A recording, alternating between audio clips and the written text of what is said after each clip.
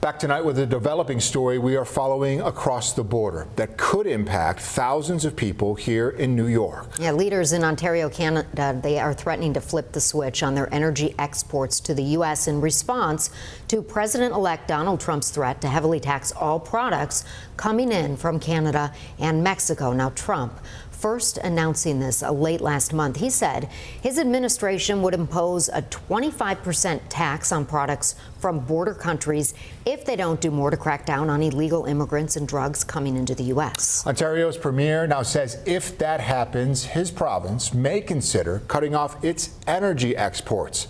1.5 million Americans rely on that energy across multiple states. That includes 500,000 in New York alone. 7 News reporter Kristen Moran spoke with one expert today who says this is not an empty threat.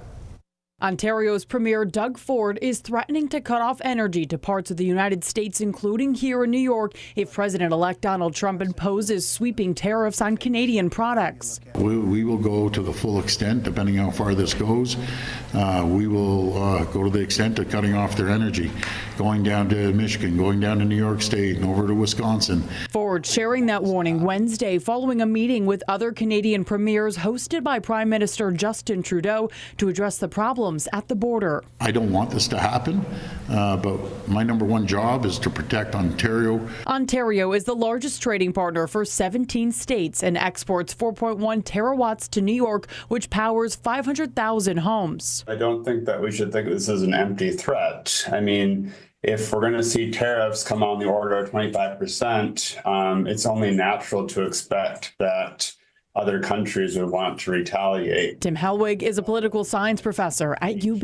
Not only are Mexico and Canada our largest trading partners, but the type of things that we do trade with them are really key, right? They're inelastic. We can't do without some of these things. Trump has threatened a 25% tax on Canada and Mexico over concerns at the border. To me, the most beautiful word in the dictionary is tariff.